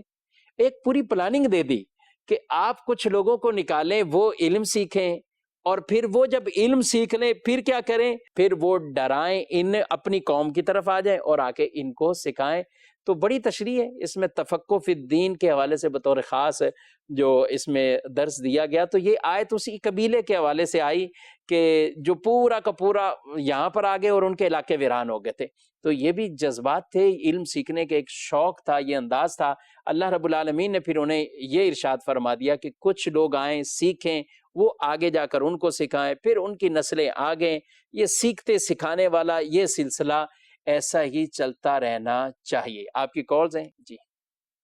محمد نواز اتاری رحیم یار خان سے علم کی باتیں پروگرام کی کیا بات ہے۔ یہ پروگرام دیکھ کر ہمارے علم میں بہت سارا اضافہ ہوتا ہے۔ اللہ پاک اس پروگرام کو مفتی کرام کو نظر بد سے بچائے۔ مفتی صاحب سے میرا سوال یہ ہے، کس کے علم کے بارے میں فرمایا گیا وہ چین جا کر سیکھنا پڑے تو وہ علم دین ہے یا دنیا کا علم ہے؟ رہنمائی فرما دیجئے۔ دوسرا میرا سوال یہ ہے، جو زندگی میں سب سے پہلے قربانی شروع کرے وہ اپنے نام کی کریں جو اللہ کے آخری نبی صلی اللہ علیہ وسلم کے نام کی کریں؟ رہنمائی فرما دیجئے۔ جی سجاد صاحب، قربانی ہے تو قربانی کا علم اس وقت سیکھنا بھی چاہیے، بر وقت علم کی بات ہے۔ اور جو فضیلتیں آئی ہیں، جو روایات میں آئی ہیں، اس سے مراد کون سا علم ہے؟ علم دینی ہی ہے۔ اس کی پہلے وضاحت ہو چکی ہے کہ مقصود جو ہے وہ اللہ کی رضا ہے، اور اللہ کی رضا علم دین سے ہی حاصل ہوگی۔ اور جو علم دنیا ہے وہ دنیا حاصل کرنے کا ذریعہ ہے، تو دنیا حاصل کر کے اللہ کی رضا حاصل نہیں ہوگی۔ اگر ایک شخص بالفرض جو ہے وہ لوہار ہے یا بڑھائی ہے، کارپینٹر ہے، وہ اپنے گھر میں فرنیچر بنا دے، فرنیچر سے گھر جو ہے وہ بھر کر رکھ دے، تو اس سے اللہ کی رضا تھوڑی حاصل ہو جائے گی۔ ہنر تو ہے اس کے پاس۔ تو یہ جو ہنر ہمیں دیے گئے ہیں یا جو دنیاوی علم ہے، یہ ہماری دنیاوی ضرورت کو پورا کرتا ہے، ہماری اخروی ضرورت کو پورا کرتا ہے علم دین۔ اسی سے اللہ کی رضا حاصل ہوتی ہے، اور اسی کے فضائل قرآن و احادیث میں بیان کیے گئے۔ ٹھیک ہے، دوسرا سوال بھی آپ سے یہ، قربانی، بعض لوگوں میں ایک تصور یہ پایا جاتا ہے، سوچ ان کی یہ ہے، زندگی میں جس نے پہلی قربانی کی آغاز گویا کہ کرنا ہے تو وہ اپنے آپ کی کرے یا رسول اللہ صلی اللہ علیہ وسلم کی طرف سے قربانی کرے؟ کیا کہیں گے؟ جس شخص کے اوپر قربانی واجب ہو چکی ہے تو اب اس کے لیے قربانی کرنا واجب ہے، اور نبی کریم صلی اللہ تعالی علیہ وسلم کی طرف سے قربانی کرنا ایک نفلی کام ہے۔ ٹھیک ہے، تو ہمیں حکم یہ ہے مسلمانوں کو کہ جو چیز فرض اور واجب ہے ہم اس کے پہلے ادائیگی کریں، اور جو نفلی کام ہے اس کی بعد میں ادائیگی کریں۔ تو اب جب قربانی واجب ہو چکی ہے تو پہلے ہم اپنا یہ واجب ادا کریں، اور اگر اللہ نے وسعت دی ہے اور نفلی قربانی کی بھی گنجائش ہے تو اس واجب کی ادائیگی کے ساتھ ہم نبی کریم صلی اللہ تعالی علیہ وسلم کے اصال ثواب کے لیے بھی قربانی کر سکتے ہیں۔ لیکن قربانی واجب ہونے کی صورت میں اگر اپنا ترک نہیں کریں گے، نفلی جو ہے وہ قربانی کر دی ہے تو اس صورت میں گناہگار ہوں گے کہ اپنا واجب ترک کر دیا ہے۔ ٹھیک ہے اپنا۔ اور یہ تصور کوئی اس طرح کا، یعنی گنجائش والوں کے لیے یہ ضروری کوشش وہ بھی کریں کہ نبی پاک صلی اللہ علیہ وسلم کی بارگاہ سے، بلکہ حضور علیہ الصلوۃ والسلام تو آپ نے اس امت کی طرف سے قربانی فرمایا کرتے تھے، یہ آپ کا خاصہ ہے کہ ایک ہی قربانی سب کی طرف سے وہ ہو جائے۔ تو جو وسعت والے ہیں ان کو چاہیے کہ وہ بھی یہ عمل اختیار کریں، اور بارگاہ رسالت میں بھی اپنے تحفے نذرانے اس طور پر آپ بھیجیں۔ علامہ شامی رحمۃ اللہ تعالیٰ علیہ نے لکھا، علامہ ابن سراج علیہ رحمہ ان کی حوالے سے لکھا، سجاد جب سے پڑھا نا تو کہتے ہیں کہ 10,000 ختم قرآن انہوں نے رسول اللہ صلی اللہ علیہ وسلم کے لیے کیے، اور 10,000 ہی قربانیاں کی۔ جمیل صاحب آپ اندازہ کریں کہ زندگی میں 10,000، میں نے پچھلے سلسلے میں بھی آپ سے تھوڑے سے میتھ کے حوالے سے، وراثت بھی آپ کی ماشاءاللہ کافی مضبوط ہے، یہ سوال کر لیے تھے، لیکن ابھی نہیں پوچھوں گا کہ ایک سال میں کتنی قربانیاں ان کی ہوئیں اور ان کی عمر کتنی ہے۔ عمر کا اندازہ مجھے بھی نہیں ہے کہ علامہ ابن سراج علیہ رحمہ کی عمر کتنی ہے، لیکن 10,000 قربانیاں اگر ان کی 100 سال عمر تصور کر لی جائے تو پھر بھی سینکڑوں قربانیاں ہوں گی جو انہوں نے اپنی زندگی میں رسول اللہ صلی اللہ علیہ وآلہ وسلم کی طرف سے کی۔ تو جن کے پاس وسعت ہو وہ نبی پاک علیہ السلام کے نام کے لیے بھی کریں، لیکن یہ نہیں ہے کہ اپنا واجب چھوڑ کر کچھ ان کے نام یا بزرگوں کے نام یا اپنے مرحومین کے نام پہ۔ یہ بھی ہوتا ہے سجازہ کہ لوگ کہتے ہیں ابھی والد کا یا والدہ کا اس سال ہی ہوا ہے، انتقال ہوا ہے، تو اب ہم ان کو پہلے سال ہی بھول جائیں، تو ان کی طرف سے ہم کر دیتے ہیں۔ کیا کہیں گے اس میں؟ بعض معاملات میں اصل میں لوگ بے ادبی سمجھتے ہیں، جیسے حج کرنے کو حج بھی فرض ہے تو وہ یہ کہتے ہیں کہ ابھی اس کے والد نے کیا نہیں اور یہ خود چلا گیا، ابھی والدہ نے جو ہے وہ مکہ مدینہ دیکھا نہیں اور یہ خود دیکھنے چلا گیا، حالانکہ اس کے اوپر فرض ہو چکا ہے۔ تو جب اس کے اوپر فرض ہو چکا ہے تو یہ فرض حج ادا کرنے جائے گا۔ تو اسی طرح معاملہ قربانی کا ہے کہ اس میں بھی لوگ یہی سمجھتے ہیں کہ ادب اسی میں ہے کہ پہلے والدین کی طرف سے کیا جائے۔ اب یہ وہی والی بات ہے جس کے اوپر ہم بات کر رہے تھے کہ علم کا نہ ہونا جی یہ انسان کو کتنے خسارے میں خسارے میں ڈال ڈال دیتا ہے دیتا کہ جو چیز اس کے اوپر واجب ہے ہے۔ علم نہ ہونے کی وجہ سے یہ اس کو نہیں سمجھ رہا، اور جو چیز اس کے اوپر واجب نہیں ہے اس کو اپنے اوپر واجب سمجھ رہا ہے۔ تو یہ معاملہ وہی علم نہ ہونے کی وجہ سے ہے۔ تو پہلے ہمیں یہ حیثیت دیکھنی چاہیے کہ قربانی واجب کس کے اوپر ہوتی ہے۔ اگر میں اس حیثیت میں آ چکا ہوں تو پہلے میں اپنا واجب ادا کروں، پھر والدین کی دلجوئی کے لیے یا ان کے ایصال ثواب کے لیے کوئی ممانعت نہیں ہے، جبکہ وسعت نہیں ہے تو پھر آپ اپنا فرض اور واجب ادا کریں۔ ٹھیک ہے، یعنی یہ نہیں کر سکتے کہ اپنے فرض و واجب کے اندر کوتاہی آ جائے اور پھر آپ دوسرے کو وہاں پر جو ہے وہ ترجیح دے رہے ہوں۔ جمیل صاحب چلیں صرف یہ علم بھی تھوڑا سا بتا ہی دیں، قربانی بھی ہیں اس حوالے سے، اور کئی اس وقت ناظرین ہمیں دیکھ رہے ہیں، تو قربانی کے وجوب کے لیے یہ کتنا ایک علم اس کے لیے کچھ علم سیکھنا چاہیے کہ مجھ پہ واجب ہے یا مجھ پہ واجب نہیں ہے؟ ایک شخص جو عاقل بالغ ہے، مسلمان مرد عورت ہے، تو اس کے اوپر یہ بات سیکھنا ضروری ہے کہ اللہ تبارک و تعالیٰ نے مجھ پر وہ کون سے اعمال ہیں، یعنی بدنی اعمال کے جن کا کرنا لازم قرار دیا ہے، یہ سیکھے۔ اسی طرح میرے مال میں اللہ تبارک و تعالیٰ کے کیا حقوق آتے ہیں، تو وہ پوچھے علماء سے۔ تو جب یہ پوچھے گا تو اس کو پھر اچھے انداز میں بتایا جائے گا، سکھایا جائے گا کہ اللہ تبارک و تعالیٰ نے ہم پر نماز کی صورت میں ایک بدنی عبادت ہم پہ فرض کی ہے، ہم پر ماہ رمضان مبارک کے روزے لازم کیے ہیں۔ اسی طرح اگر نصاب ہے اور اللہ تعالیٰ نے اتنا مال و اسباب دیا ہے کہ سفر حج کر سکتا ہے تو حج کی فرضیت ہے۔ اسی طریقے سے زکوٰۃ کا معاملہ ہے، تو کچھ چیزیں فرض نہیں ہیں لیکن وہ واجبات کے درجے میں آ جاتی ہیں، جیسے وطر کی نماز ہے، اس کا پڑھنا واجب ہے۔ اسی طریقے سے قربانی کا عمل واجب ہے، صدقہ فطر واجب ہے۔ تو اپنے اموال میں، اپنے اعمال میں کون کون سی چیزیں ایسی ہیں جو اللہ تبارک و تعالیٰ کے حقوق میں شامل ہیں، تو جب کوئی پوچھے گا تو ضرور اس کو بتایا جائے گا۔ اب اگر کوئی نہیں پوچھتا اور دارالاسلام میں ہے، مسلمانوں کے شہر میں ہے، جدی پشتی مسلمانوں کے گھرانے میں پیدا ہوا، اب ایسے شخص کا علم نہ سیکھنا، اس کو پتہ نہ ہونا، یہ عذر نہیں بن سکتا، تو اس کو سیکھنا ہوگا۔ تو اب اسی فرائض اور واجبات میں سے ایک صورت آ جاتی ہے قربانی کا علم۔ تو اب ایک مسلمان کو، چاہے وہ مرد ہو یا عورت، یہ بات بھی سیکھنا ضروری ہے کہ مجھ پر قربانی کا، یعنی یہ ہم جملہ سنتے ہیں کہ قربانی واجب ہے، اور ایک کثیر تعداد الحمدللہ مسلمانوں کی ہر سال 10، 11، 12 ذی الحجہ کو قربانی کا یہ عمل کر رہے ہوتے ہیں اور اپنے اس واجب کی ادائیگی کر رہے ہوتے ہیں۔ تو یہ ایک مسلمان مرد عورت کو لازم ہے کہ اس حوالے سے علم حاصل کریں کہ مجھ پر بھی قربانی واجب ہے یا نہیں ہے۔ تو اب جب یہ پوچھا جائے گا کہ کیا آیا مجھ پہ قربانی واجب ہے، تو علم دین بالکل واضح طور پر یہ چیز کلیئر کرتا ہے کہ اس مسلمان پہ قربانی واجب ہے، اس پر نہیں ہے۔ یہ کس طرح پتہ چلے گا؟ آپ کی ملکیت میں کیا کیا چیزیں ہیں۔ تو اگر یہ بات واضح ہوگی کہ میری ملکیت میں یہ چیزیں ہیں، تو پھر کلیئر ہو جائے گا کہ آپ پہ قربانی واجب نہیں ہے یا آپ پر قربانی واجب ہے۔ اب اس کی مثال کیا ہے کہ قربانی کے واجب ہونے کا علم، کہ اگر کسی قربانی کب واجب ہوگی، تو اگر کسی مسلمان کی ملک میں 52.5 تولہ چاندی،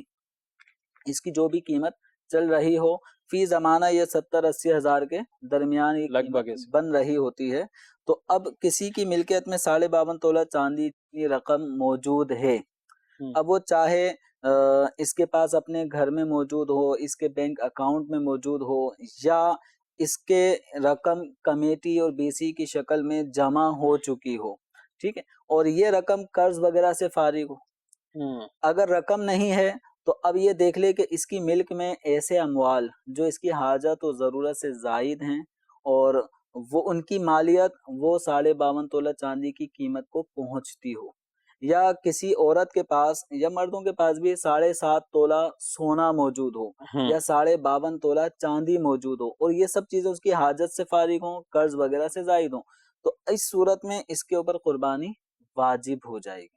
جب قربانی واجب ہو جائے گی تو اس کو احسن طریقے سے ادا کرنا یہ ضروری ہوگا۔ اب اگر کوئی علم ہی حاصل نہیں کرے گا، پوچھے گا ہی نہیں، تو اس طرح کئی سال گزرنے کے بعد جب آگے چل کے کبھی توجہ ہوتی ہے، کوئی توجہ دلاتا ہے کہ آپ کے پاس تو اتنا مال ہے ماشاءاللہ، آپ قربانی کرتی ہیں، قربانی کرتے ہیں، تو جواب آتا ہے کہ کبھی تو قربانی کی نہیں، کبھی پوچھا ہی نہیں، ہم پہ کبھی واجب کی ہے نہیں ہے، پہلے ابا کرتے تھے، پھر شادی ہوگی، پھر اس کے بعد تو نہیں ہوئی۔ کی نہیں۔ تو اب اس صورت میں کئی ایسے سائلین دارالافتاء آتے ہیں یا فون پہ رابطہ کرتے ہیں کہ جب وہ اپنا پچھلا بتاتے ہیں کہ کئی سالوں سے ہم تو اتنا ہی مال ہمارے پاس ہے اور ہم نے تو کبھی قربانی نہیں کی، تو جب انہیں بتایا جاتا ہے کہ قربانی ایک ایسا عمل ہے کہ اگر آپ نے اس کو بر وقت ادا نہیں کیا تو ایسا نہیں ہے کہ یہ ایک وقت تھا اس میں کر سکتے تھے تو کر لیا، نہیں کیا تو اب معاف ہو گیا یا ذمے سے ساکت ہو گیا، ایسا نہیں ہے۔ قربانی کا عمل جس پہ واجب ہوتا رہا اور اس نے قربانی کا عمل ادا نہیں کیا، قربانی نہیں کی، تو اتنے سالوں کی قربانی اس کے اوپر قضا باقی رہے گی۔ اب 10 سال قربانی نہیں کی تو 10 سال کی قربانی کی قضا کرنی ہوگی۔ اللہ اکبر۔ تو اب یوں اب سر پہ ایک بوجھ سا آ جائے گا کہ 10 سال کی قضا میں اس کا مطلب 10 بکریاں، اور 10 بکریوں کی قیمت اتنی بنتی ہے، تو یہ کہاں سے لائیں گے، کیسے لائیں گے؟ تو بات یہ ہے کہ وقت پر علم نہ سیکھ کر، عمل نہ کر کے یہ اپنے اوپر ہی وبال جمع کیا ہے، لیکن یہ کرنا تو پڑے گا، کیونکہ اللہ تبارک و تعالیٰ کی طرف سے جو واجبات ہیں، فرائض ہیں، آدمی ان کو ادا کر کے ہی سبکدوش ہو سکتا ہے۔ اس کو کیے بغیر وہ کہے کہ بس اللہ معاف فرمانے والا ہے، تو بے شک اللہ تعالیٰ معاف فرمانے والا ہے، جو احکام اس نے لاگو کیے ہیں اس کا مطالبہ بھی تو ہوگا، ان پہ عمل کیا یا نہیں کیا۔ صحیح جی، مزید کچھ کال ہے؟ سوال میں یہ عرض کرنا ہے کہ میں باحثیت انچارج گھر کے بڑے فرد کے جو میرے ذمہ ہے، سب سے پہلے قربانی وہ بڑا جانور لے کے نا سرکار مدینہ صلی اللہ علیہ وسلم کے نام کی رکھتا ہوں، اس کے بعد پھر گھر والے وہ حصہ وہ اس میں سارا شامل ہو جاتا ہے، کیا یہ صحیح ہے؟ ٹھیک ہے، مزید؟ ماسٹر حمید سیالکوٹ سے بات کر رہا ہوں۔ مولانا سے سوال ہے قربانی کے حوالے سے، اگر جانور کا معمولی سا کان کٹا ہو یا سینگ اس کا ٹوٹا ہو تو یہ کہا جاتا ہے کہ اس کی قربانی نہیں ہو سکتی، لیکن اگر وہ جانور جو ہے اس کے یہ بیل وغیرہ جو ہوتے ہیں اس کو نت ڈالی جاتی ہے، اس کے ناک میں سوراخ کر کے نت ڈالی جاتی ہے، اس طرح جانور زخمی نہیں ہوتا؟ یہ مہربانی کر کے مولانا صاحب سے یہ سوال کا جواب دلا دیں، مہربانی۔ ٹھیک ہے، مزید؟ میرا سوال یہ ہے کہ ایک آدمی قرض دار ہے، اس کی قرض ہے، کیا وہ قربانی کر سکتا ہے؟ مطلب کہ اس کو لوگوں کو قرض ادا کرنے ہیں، میرا مفتی صاحب سے یہ۔ جمیل صاحب، آپ نے شروع کیا تھا قربانی کا، مجھے پتا تھا، تو ہمیں سلسلے کا بقیہ وقت اسی پہ ہی قربان کرنا ہوگا، اور یہ بھی مسئلے ابھی درپیش ہیں اور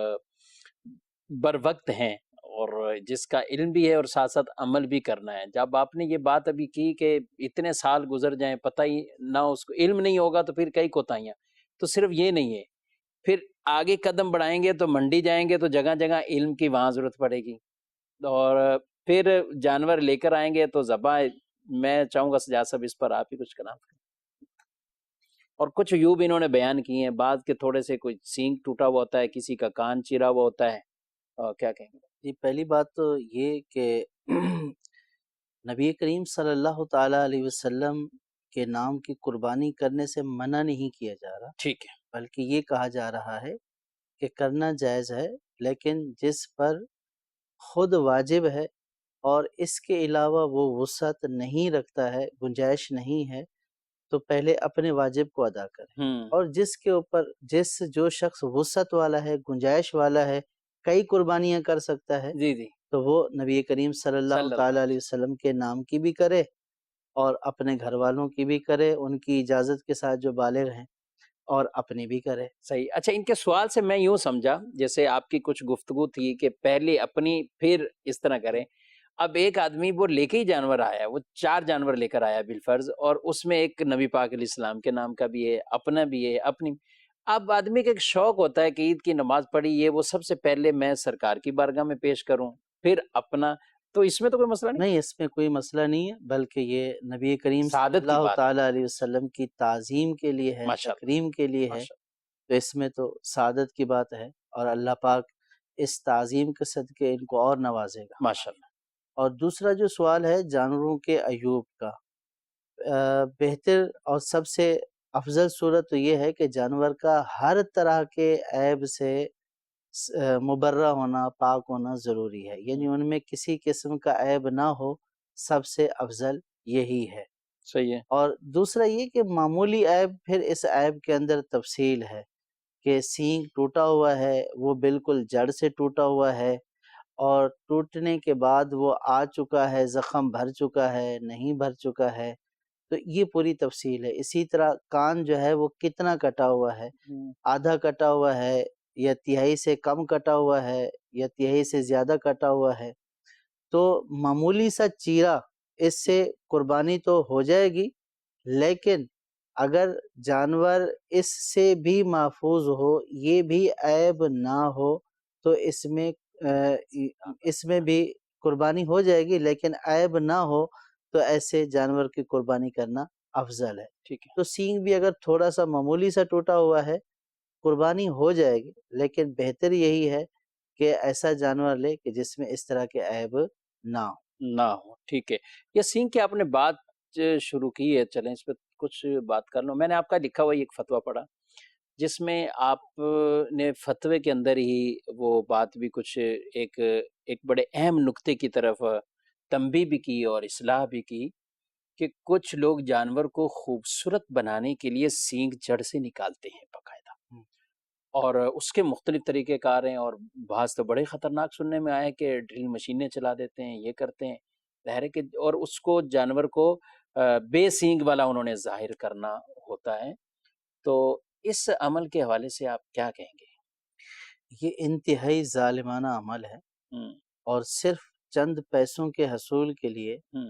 کہ جانور جو ہے وہ خوبصورت لگے گا، اس کے لیے جانور کے اوپر ظلم کرنا، یہ انتہائی ناپسندیدہ اور بہت زیادہ عذاب اللہ پاک کی بارگاہ میں بہت زیادہ یہ ناپسندیدہ کام ہے. اور نبی کریم صلی اللہ تعالیٰ علیہ وسلم نے بھی اس کی مذمت بیان فرمائی ہے. بندہ خود ہی تصور کر لے کہ اگر اس کا جو ہے وہ دانت نکال لیا جائے ہم، تو اس کو کتنی تکلیف ہوگی. ہم، ایک زندہ جانور کے سینگ سینگ کو جو ہے وہ بھی مینگ سے توڑ دینا، جڑ سے کاٹ دینا، اور پھر اس میں بعض اوقات جو ہے وہ تیزاب وغیرہ بھر کر جو ہے وہ ڈال دیا جاتا ہے، تو یہ جانور کے اوپر ظلم ہے. تو اس سے ہر مسلمان کو بچنا چاہیے، بلکہ جو خریدار ہیں ان کو یہ دیکھنا چاہیے کہ جس نے ایسا کیا ہوا ہے، پتہ ہے کہ اس نے ایسا کیا ہوا، تو ایسا جانور خریدے ہی نہیں، کہ اس سے ان کی شروع سے حوصلہ شکنی ہوگی. یہ اصل دیکھیں سجاد صاحب، مارکیٹ میں کوئی چیز آتی ہے تو کسی کی ڈیمانڈ بڑھتی ہے. اب یہ لوگ کچھ کہتے ہیں کہ بھئی لینا ہی ایسا ہے بچوں کے حوالے سے، تو بیپاری بھی، کیٹر فارم والے بھی دیکھ لیتے ہیں کہ یہ جانور شکل و صورت اس کی تھوڑا خوبصورت لگتا ہے، اب اس کے سینگ اگر ہم ہٹا دیں گے تو لوگ شوق شوق سے لے جائیں گے کہ اس کے سینگ نہیں ہے. جانور نے مارنا ہوگا تو ویسے ہی سر کے وہ مار لے گا، اور اگر نہیں مارنا ہوگا تو سینگ والے بھی بعض بڑے شریف جانور ہوتے ہیں. شریف کہنے سے یہ جانور تو ہاں، ہوتے شریف ہی ہیں. صفت ہوتے ہیں. اچھا. وہی ہے کہ جو اس میں مسلمانوں کو ایسے لوگوں کی حوصلہ شکنی کرنی چاہیے، ایسے جانور خریدنے ہی نہیں چاہیے جس سے یہ محسوس ہو کہ اس نے یوں کاٹے ہوئے ہیں. اگرچہ کہ شرعی اعتبار سے بہت ساری صورتوں میں خریدنا جائز ہے، اس کی قربانی بھی جائز ہو جائے گی، لیکن یہ جو جانوروں پر ظلم والا عمل ہے اور پتہ ہے کہ ایسا کیا ہوا ہے، تو اس سے لوگ جب اجتناب کریں گے تو پھر یہ کرنا ہی ترک کر دیں گے. اگرچہ کہ یہ ایک مشکل کام ہے، اور یہ نہیں کہا جا سکتا کہ لوگ بالکل ہی چھوڑ دیں گے، کیونکہ بعض لوگوں کو پتہ ہی نہیں چلتا ہے کہ ایسا کیا ہوا ہے. تو لیکن جہاں پتہ ہو تو اس کو یہ کہہ کر کہ آپ نے ایسا کیا ہوا ہے، یا آپ ایسا جانور لائے ہیں اس لیے ہم آپ سے یہ والا نہیں خریدیں گے، ہمیں سینگ والا دکھاؤ، ہم نے سینگ والا خریدنا ہے۔ تو جب اس طرح کے کچھ معاملات پھر کسی کو اس طرح کرتے ہوئے دیکھا تو اس کو امر بالمعروف کرنا چاہیے، نیکی کا حکم دینا چاہیے، اور اس برائی کی مذمت بیان کرنا چاہیے۔ اور پھر جو کرنے والے ہیں، کیونکہ ہر بندہ تو یہ کر نہیں سکتا نا، اس کے بھی کاریگر ہوتے ہیں، تو ان کو بھی یہ غور کرنا چاہیے کہ وہ چند ٹکوں کے عوض جانور کے اوپر ظلم کر رہے ہیں تو وہ بھی اس گناہ میں شامل ہو رہے ہیں، بلکہ یہ گناہ انہی کے ہاتھوں سے ہی ہو رہا ہے جو کرنے والے ہیں۔ تو اس لیے ان کو بھی، جو اس طرح کے لوگ ہوتے ہیں، اب منڈیوں میں وہ آ جاتے ہیں، بعض لوگ تو منڈیوں میں بھی اسی طرح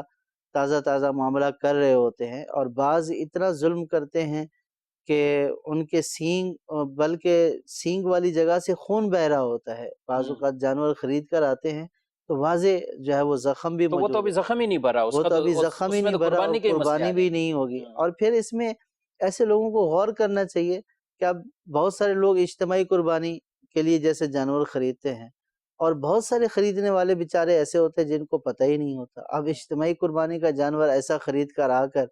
ذبح کر دیا، پتہ چلا کہ قربانی ہی لوگوں کی نہیں ہوئی، اللہ وہ اجتماعی قربانی کا ہو یا کسی کی ذاتی قربانی کا ہو، تو یہ واجب کی ادائیگی کا مسئلہ ہے۔ تو اس لیے مسلمانوں کو خود بھی اس سے بچنا چاہیے اور لوگوں کی عبادات کو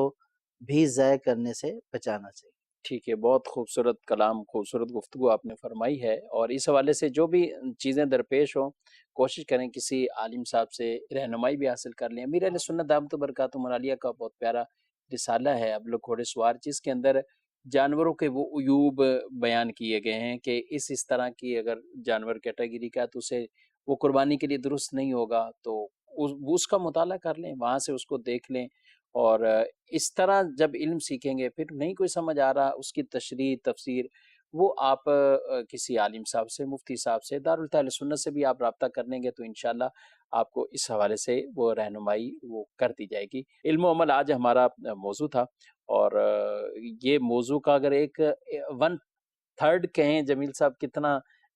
کتنا ہوا ہے؟ کچھ اور آگے اس کے کوئی نیت ہے؟ علم تو ایک نا ختم ہونے والا ایک سمجھے سمندر ہے، تو اس میں یہ ہے کبھی بھی سیر نہیں ہوں گے علم والے تو۔ علم والے جو ہے نا وہ سیر نہیں ہوتے، ایک دنیا کا حریص اور ایک علم کا جو حریص ہوتا ہے، ان دونوں کو سیری نہیں ملتی۔ علم والا جو ہوتا ہے وہ علم سیکھتے سیکھتے سیکھتے وہ اللہ تبارک و تعالیٰ کی معرفتیں حاصل کرتے کرتے رسول اکرم صلی اللہ علیہ وسلم کا قرب حاصل کر لیتا ہے، اللہ کا قرب حاصل کر لیتا ہے۔ تو لہذا علم ایک ایسی چیز ہے کہ ہمارے علماء نے آخری وقت تک بھی، یعنی ان کی زندگی، ان کی حیات کا آخری سانس ہے، نزا والی کیفیت سے قبل بھی ان حضرات نے علم دین حاصل کرنا نہیں چھوڑا۔ امام مسلم رحمۃ اللہ تعالی علیہ، صحیح مسلم کے جو مصنف ہیں، بہت بڑے محدث ہیں، ان کے علم حاصل کرتے کرتے، حدیث شریف کی تلاش کرتے کرتے آپ کا وصال ہو جاتا ہے۔ اس سے امام مالک رحمۃ اللہ علیہ حالت نزا والی کیفیت آپ پہ طاری ہونے کو ہے، اور اس وقت بھی آپ سے کوئی حدیث پوچھ رہا ہے تو آپ کے ہوش اتنے سلامت ہیں کہ آپ اس کو حدیث رسول بیان فرما رہے ہیں۔ ماشاءاللہ، عالم کے لیے یہ، علم والے کے لیے یہ شان تو ہے نا، اس کی ذہانت، عقل یہ سلامت رہتی ہے، اور وہ ایک خاص جو عمر ہے، جس عمر کے ارذل العمر قرآن نے جس کو فرمایا گیا، جس سے نبی پاک صلی اللہ علیہ وسلم نے پناہ مانگی ہماری تعلیم کے لیے، آپ صلی اللہ علیہ وسلم کا وہ پناہ مانگنا، اور اللہ ہمیں بھی اس عمر کے اس حصے اور اس کیفیات سے محفوظ رکھے۔ تو عالم کو بہرحال یہ فضیلت ملتی ہے۔ بڑے بڑے علماء کے تذکرے سجاد صاحب جو اس عمر تک پہنچ گئے کہ عام طور پہ اس وقت باتیں یاد نہیں رہتی، وہ بھلے باتیں یاد نہ رہیں لیکن علم والی باتیں انہیں یاد رہتی ہیں، علم کی چیزیں۔ خود امام اہل سنت اعلی حضرت علیہ رحمہ آپ کے حوالے سے بھی، کہ جب آپ کے بالکل آخری ان گھڑیوں میں اور ان اوقات کے اندر آپ پر زہر مرض بھی تھا، ایک دیگر معاملات بھی، لیکن اس دوران بھی اگر کوئی علم کی بات پوچھی جاتی تو آپ فوراً بتاتے تھے، اور کتابوں کے لیے فرماتے تھے کہ فلاں فلاں فلاں یہ دیکھو۔ بلکہ ایک وہ بھی دن آیا تھا جس دن آپ نے فرمایا تھا کہ میری بیٹی بھی آئی تھی وہ بیچ والی، تو میں نے اس کو پہچانا نہیں تھا کہ یہ کون، اور اسی کے بعد صدر الشریعہ علیہ رحمہ آئے، مسئلہ پوچھا تو فرمایا یہ فلاں کتاب میں لکھا ہوا ہے اور اس سطر پر لکھا ہوا ہے. تو انہوں نے جا کر وہاں دیکھا تو واقعی وہ مسئلہ اس جگہ پر لکھا ہوا تھا. تو علم کی یہ اپنی شان ہے، علم یہ نور ہے. اللہ اس نور کو ہمیں حاصل کی بھی توفیق عطا فرمائے اور یہ نور کما حقو ہمیں عطا فرمائے. علم نافع کی رسول اللہ صلی اللہ علیہ وسلم نے دعا مانگی، اس کی بھی بہت پیاری تشریحات ہیں. علم نافع جس سے آدمی کے عمل میں بھی برکتیں ہوں، عمل کے اندر بھی اضافہ اس کو ہو جائے. وہ علم جس سے اس نے آخرت کو کما لیا، وہ علم جس سے اس نے اپنی آخرت کو کامیاب کر لیا، یہ علم نافع کی بھی ایک مختصر سی تشریح اس کی بیان کی ہے. بہت وسیع ٹاپک ہے یہ بھی، انشاءاللہ پھر اس پر بھی گفتگو کریں گے. آپ سے اجازت چاہتے ہیں. فی امان اللہ. چاہیے گر دین و دنیا میں سکون دل کی خوشی، صحبت علماء میں آ کر سیکھو باتیں علم کی.